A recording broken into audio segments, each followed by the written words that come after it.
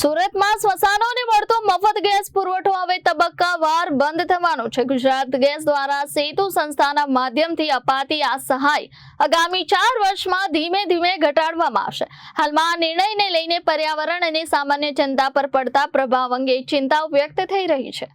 સુરતમાં સ્મશાનો માટે અપાતો મફત ગેસ પુરવઠો હવે તબક્કાવાર રીતે બંધ કરવામાં આવશે। આ નિર્ણય મુજબ બીજા વર્ષે 75%, ત્રીજા વર્ષે 50% અને ચોથા વર્ષે માત્ર 25% સહાય જ મળશે। કુરુક્ષેત્ર સ્મશાન ભૂમિનું વર્ષ 2024-25નું ગેસ બિલ અંદાજે 99 લાખ રૂપિયાથી વધુ છે, જે અત્યાર સુધી સેતુ સંસ્થા દ્વારા ભોગવવામાં આવતો હતો। એક મૃતદેહના અંતિમ સંસ્કાર માટે અંદાજે 2500 રૂપિયાનો ગેસ ખર્ચ થાય છે। સહાય બંધ થવાથી લોકો ફરી લાકડાનો ઉપયોગ કરવા મજબૂર બનશે અને જેના કારણે પ્રદૂષણમાં વધારો થવાની ભીતિ વ્યક્ત કરવામાં આવી રહી છે। કુરુક્ષેત્ર સ્મશાનના પ્રમુખ કમલેશ સેલરે સ્પષ્ટ કર્યું છે કે ટ્રસ્ટ આ વધારાનો બોજો ઉઠાવશે, પરંતુ સામાન્ય જનતા પાસેથી કોઈ ચાર્જ લેવામાં નહીં આવે।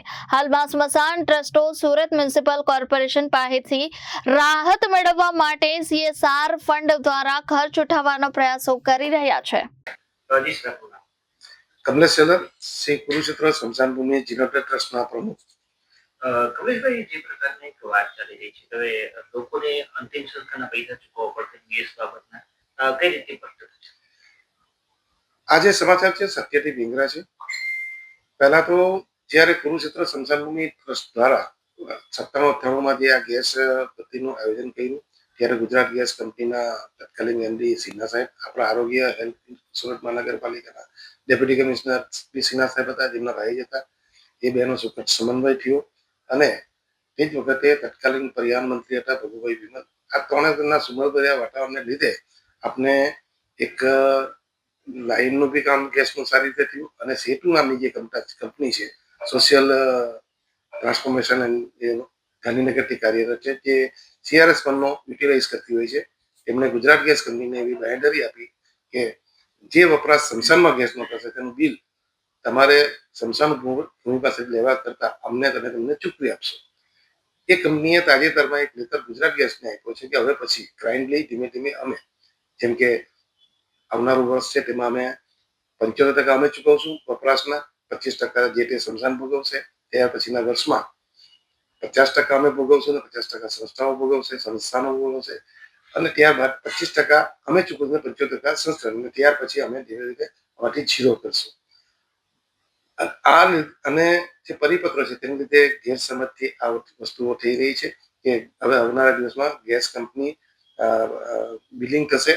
બિલિંગ તો પહેલેથી થઈ રહ્યું છે, પણ સેતુ નામની કંપની ચૂકવી રહી છે। એ રીતે મેન્ટેનન્સનો જે ખર્ચો આવે છે પર મુકાટમાંની બોડી અમને અગ્નિ સંસ્કાર માટે ટ્રસ્ટોને 1700થી વધારે ખર્ચો થઈ રહ્યો છે, કેમ કે એનું મેન્ટેનન્સ ખૂબ જ મોટું હોય છે, કેમ કે 500-700 ડિગ્રી પર આ ભઠ્ઠીઓ કામ કરતી હોય છે। તો જે રીતે સેતુ કંપની ગેસનું બિલ આપે છે તે રીતે મેન્ટેનન્સ આપણે ભોગવે છે, એમ કરીને ટોટલ 4500 રૂપિયાની નજીક એક અગ્નિ સંસ્કાર થતો હોય છે। પણ પર્યાવરણ દિશામાં ટ્રસ્ટો કામ કરે, આપણે આવનારી પેઢી માટે કામ કરવું છે, તે જોઈને વિનામૂલ્યે પરંપરા જે ટ્રસ્ટની રહી છે અગ્નિ સંસ્કારની, એ અમે જાળવી રાખેલી છે।